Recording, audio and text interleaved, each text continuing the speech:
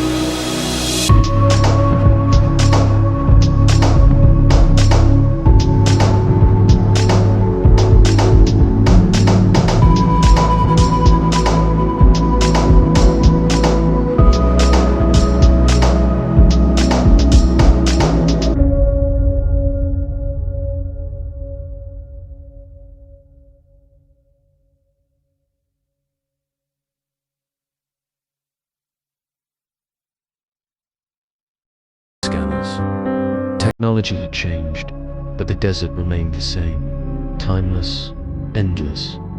The moment she stepped into the dunes, the wind shifted, circling her like a greeting. It carried faint sounds, like singing. Her guide, an elderly man, froze. "That sound," he whispered, "hasn't been heard in 50 years. Amira turned to him. "What does it mean?" He stared at the horizon. "It means the sands are awake again." Amira carried the same copper disc that had belonged to Laith the moment she placed it on the ground. It pulsed golden light, spreading through the sand like veins of fire. The drones above lost signal, static filling their feeds. The team panicked. "Shut it off. It's overloaded." But Amira stood still, mesmerized. "It's not a machine," she whispered. "It's remembering." The wind rose, swirling around them, and from beneath the sand, faint outlines began to appear. The gate, the pillars, the same patterns Samira had once traced with her hands. As night fell, the dunes began to move. Slowly, deliberately, as if alive. The sands flowed like water, forming patterns that resembled the same constellation of the desert crown above. Amira watched in awe, it's aligning itself. And then, the impossible happened. The gate of Zarat al-Ramel rose from the ground, whole and gleaming under the starlight. Her camera recorded everything, but when they checked the footage, it showed only endless sand. No gate, no light. "What is this?" Her assistant whispered. "It's not appearing for the world," Amira replied. "Only for those the city remembers." She walked through the gate alone. The moment she crossed, everything changed. The wind stopped, the stars froze. The city stretched before her, towers of gold, canals of liquid light, and people moving in harmony. Silent, but alive. A familiar figure appeared, Laith, unchanged by time. Amira's heart stopped. "You're real?" He smiled gently. "No, I'm what the city kept," an echo, trapped between words. She stepped closer. "Then this. Is there heaven?" Laith shook his head. "It's their prison. When they sought immortality, the desert gave it, but not as they wished. Their souls became the sand, their voices the wind. From the heart of the city, the same amber-eyed figure emerged, the keeper. "You are of the blood that once walked here," it said. "You carry the memory of Samira." Amira knelt, trembling. "Why bring me here?" "Because the story is not complete," the keeper replied. "Your kind forgets too easily. You seek to uncover the past, yet you never listen to what it teaches." Laith turned to me. "The city doesn't want to be found again. It wants to rest." Amira shook her head. "Then why call to me?" The keeper raised her hand, and images filled the sky. The rise of Zarat al-Ramel. Its beauty, its pride, and then its fall. Towers collapsing, storms raging, people turning to dust as light consumed them. "We sought to conquer the desert," the keeper said, "but the desert was never ours to rule." Suddenly, the ground trembled. The crystal obelisk began to crack, light pouring from its core. The keeper turned sharply. "It awakens again. The memory is unstable." Laith's voice echoed urgently. "You must leave. The city will bury itself once more." Amira clutched the copper disc, now glowing brighter than ever. "If I leave, everything will vanish." Laith nodded. "That's the only way the story survives." She pressed the disc to her heart, and the city began to fade.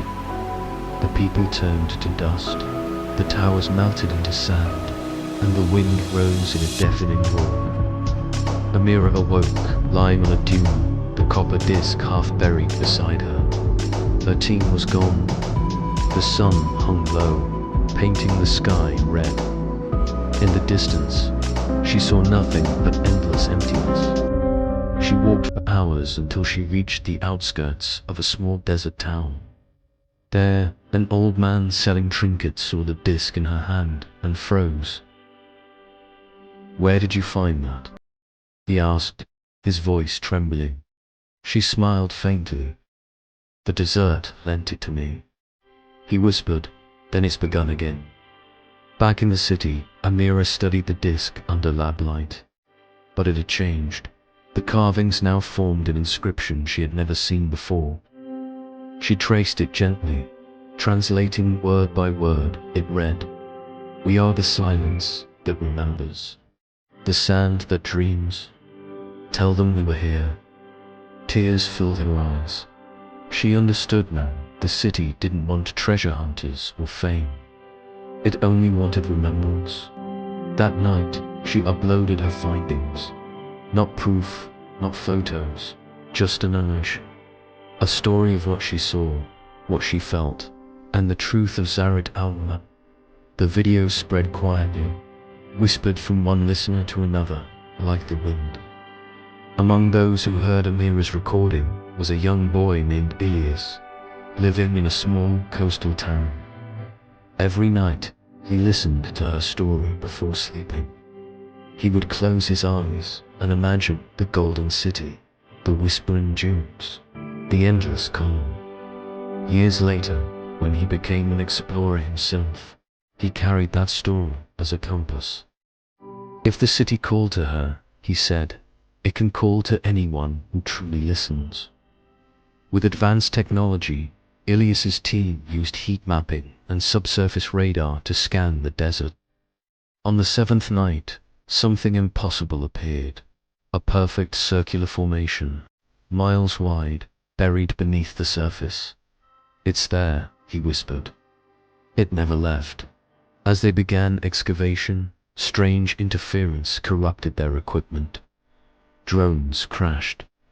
GPS signals vanished. Yet the sand itself began to vibrate faintly, like a heartbeat beneath their feet. When Ilyas touched the sand with his bare hand, the same whisper reached his mind, soft and familiar. "Do not dig, listen." He froze. The others laughed, thinking he was exhausted. But Ilyas stood still, eyes closed, feeling the rhythm of the dunes. And then, through that silence, he heard, not with his ears, but his soul. He saw flashes, Amira, Laith, Samira, all standing together before the gate, smiling. The city glowed behind them. "We were never lost," they said. "You were." Tears filled his eyes. "Then what should I do?" "Remember us. That is enough." The next morning, Ilyas packed up his tools and left the site untouched.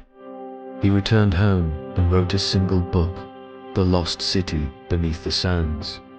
It wasn't a scientific paper or an expedition log. It was a story, quiet, poetic, filled with awe. People who read it described hearing faint desert winds while turning its pages. Some said they dreamt of dunes glowing under starlight, and somewhere far away, under endless sand, a faint golden light pulsed, as if the city sighed in peace. The desert doesn't forget. It buries, it protects, and sometimes it forgives. Every grain of sand is a memory, every gust of wind a whisper of what once was. Zaret al-Vermel was not destroyed. It became what it always was, the heart of the desert itself. And if you ever stand alone in the dunes, under the quiet stars, and hear the wind call your name, don't be afraid. It's just the city remembering you.